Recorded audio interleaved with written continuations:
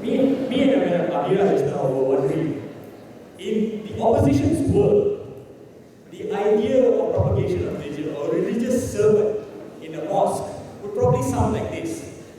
You know, the Christians, they're alright kind of people. You know, it could be that Jesus was the Son of God. What do we know about it? You know, maybe it's that way, maybe it's not. Maybe we were wrong, you know, about this whole Islam thing, you know, because that's the kind of idea that they want. They want a propagation of religion, or they want freedom of speech to be so politically correct that no one takes a stance. No one has an opinion. Why? Because there's a fear of offending someone or another. I asked them a POI. If a homosexual is offended by an Islamic preacher telling him that his lifestyle is a sin, will you stop that Islamic preacher? He said, yes, we will. What about freedom of religion then? What about freedom of propagation of your ideas about religion? Is just telling someone that your lifestyle is a sin enough to be offensive and warrant the kind of ban that they want against clearly what is freedom of speech? We say in their society, no one takes a stance. There is no controversy. And for God's sake, it will be the most boring society to have ever existed in human history.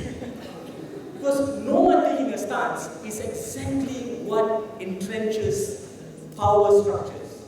It's exactly what entrenches the idea of stifling human rights and human speech. Because nowhere in their speeches did anyone tell you what is a clear delineation between what is offensive to a particular individual and what is considered not offensive. Because they would want to have you believe that there is a clear line as to what is offensive.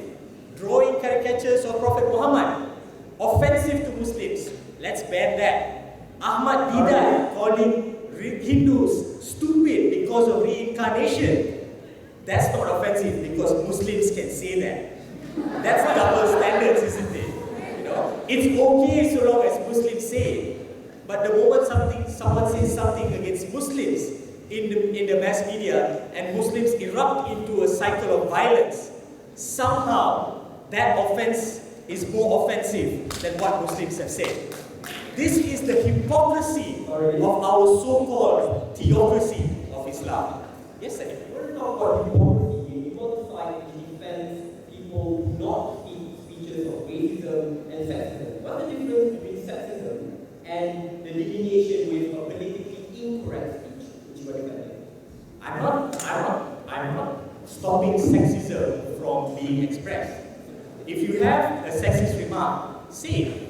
If you have a racist remark, say it as well. But this debate is particularly about whether you can be offensive on a theological perspective and on a religion per se. We have given you arguments that have supported it. The only thing that they have done is to tell you that we have to be politically correct even if it goes against the teachings of our own religion. We don't want that. We want religions to be very clear about what is acceptable and what is not acceptable. What I'm going to tell you in my speech is that if you allow individuals to decide on what is offensive and what is not offensive, you entrench people who are in the power elite. For those of you who didn't understand that, the power elite are individuals that decide the laws of the country in a particular country. So in countries which are or have majority individuals who are of a particular religion, for example, in the Vatican City, if they can decide what is offensive against the Vatican City or the religion of Christianity or Catholicism, immediately there exists a stifling of discourse about anything that goes against Catholicism and the religion of Christianity. You stifle any sort sort of discourse about reproductive rights, for example. You stifle discourse about homosexual rights. You stifle discourse about women's rights in some Islamic countries as well. Why? Because you allow the very model that these individuals want. You allow the power elite to decide what is acceptable discourse, what is acceptable to be spoken of in public. Whether or not something is offensive is at the very end of it subjective according to the person that is listening to that particular discourse. If it is subjective, if you find it offensive, turn off the TV. Don't read that particular magazine with that Prophet Muhammad, with the caricature of Prophet Muhammad.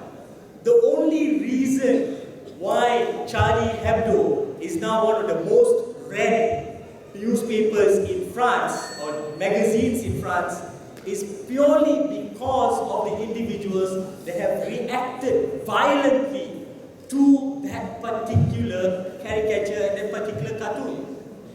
So if you're really thinking about it, Muslims have brought about the further propagation of the insult to the Prophet Muhammad by our very own actions. This is what the opposition wants you to do. The opposition wants insults and offences to go underground. They want it to go under the purview of individuals that have no stake in the government.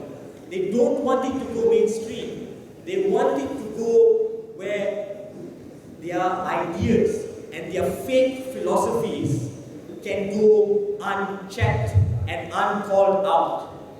If you allow hate speech, if you allow offensive speeches to go to the public, it will be able to be brought to light. You will be able to identify the bigots. You will be able to engage with these individuals. People threw stones at the Prophet when he sought to enter Mecca. Why are we reacting violently when someone draws cartoons?